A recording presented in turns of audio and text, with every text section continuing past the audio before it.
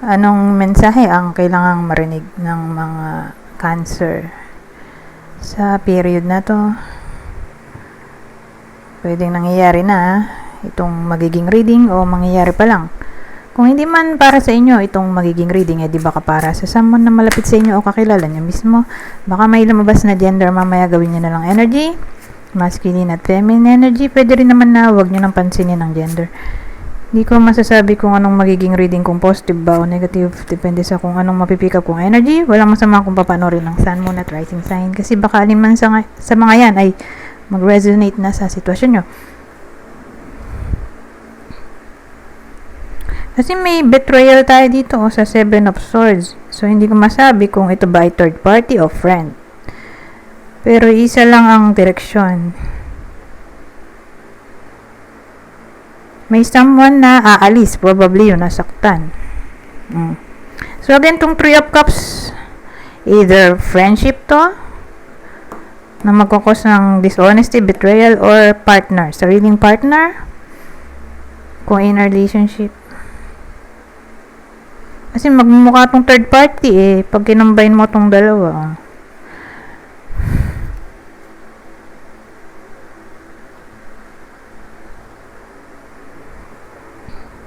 Ngayon, maganda kung i-clarify natin yung zodiac sign, di ba?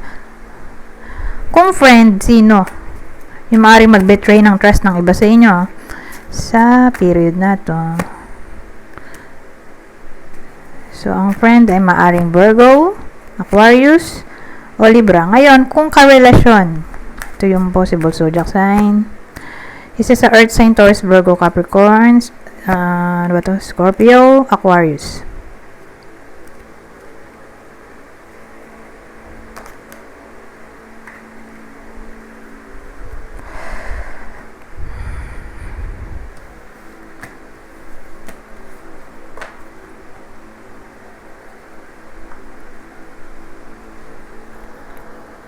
Ngayon, punta naman tayo dito. Ano pang masasabi nito? Ibang senaryo. So, meron tayo ditong babae. Probably 40 years old. And above ang edad. Whether kayo to, o person nyo, o kakilala nyo. Basta may babae dito. Around 40 years old. Pataas. Ngayon, maaring ang balat niya ay brown or buhok lang ay brown. Anong meron dito? Since puro detalye sa pagkatao lang ng bida natin ang lumabas, maglalagay tayo ng ibang card. Teka. Ayaw makuha.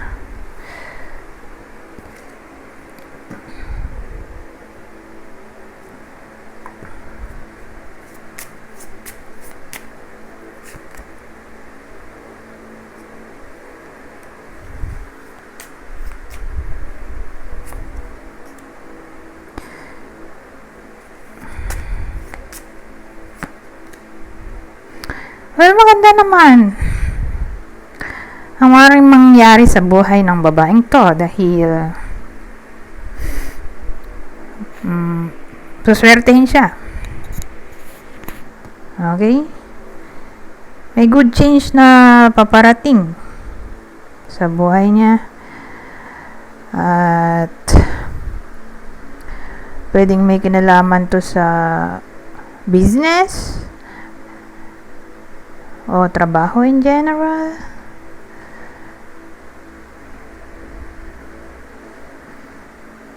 Ngayon, sabihin natin may nilalakad siyang documents. Di, mapoprocess na yun sa period na to. Or, hindi man documents, sabihin natin, poprocess siya ng application. Papers, kung gusto mag-apply. Kung mag-a-apply man ay matatanggap. Ayun, 40 nga pala to na pataas.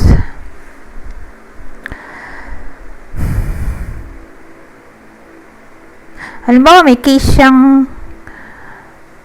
nilalakad. mukha namang papabor sa kanya ang kapalaran.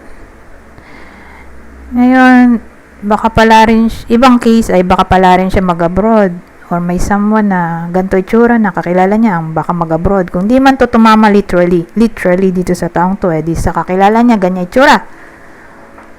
Okay? Kung di man literal na tumama sa inyo, di baka dun sa kakilala niyo na ganyan ang itsura. Tumama tong reading natin.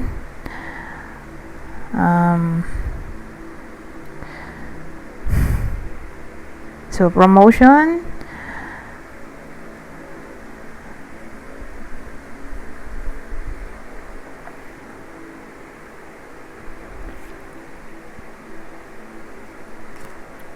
Recognition.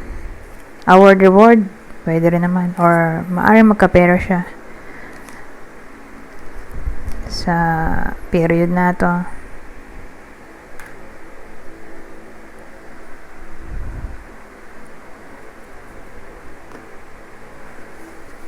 Or suswertehin in general. Ngayon, ano pa ba? Ito.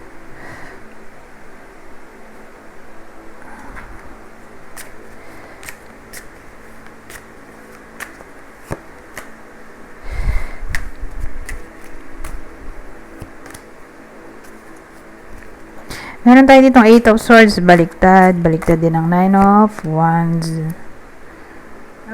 At meron tayong 8 of Wands, baliktad silang lahat. At oo nga, baliktad silang lahat.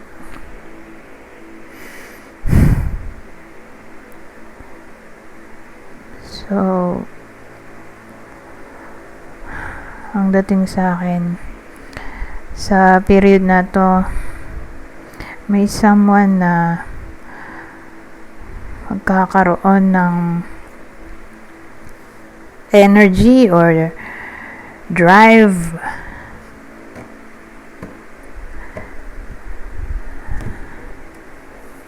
ano ba to? 9 of Wands na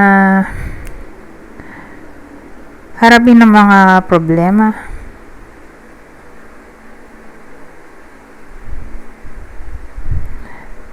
Ganyan dating.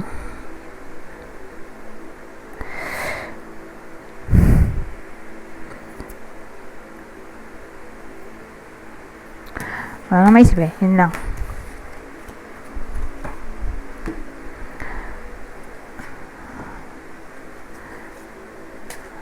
So, dito naman, ano pang masasabi nito? Loyalty.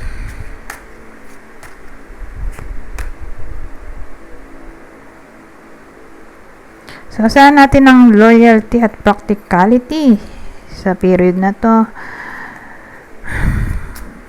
Tungkol saan kaya to? Sa pamilya ba to o career? Oh, double dog, oh. Pero ito Lenormand, dito kasi Oracle. Pero pare silang loyalty.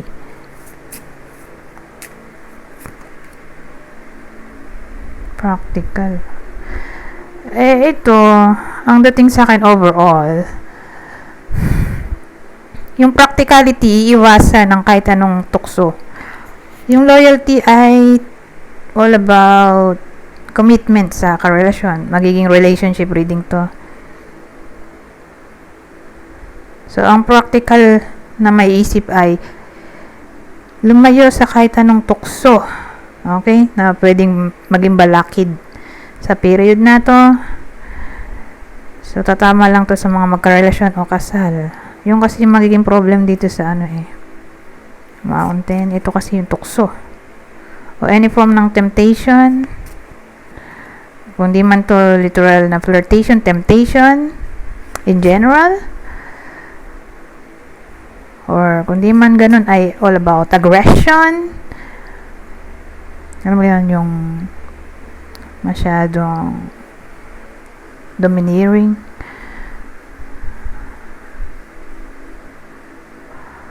Or in general, sabihin natin iiwas sa kahit anong problema na lang. Trouble to. Problem.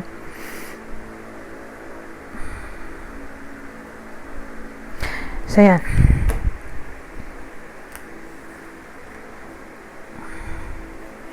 Anyways, 10 minutes na to.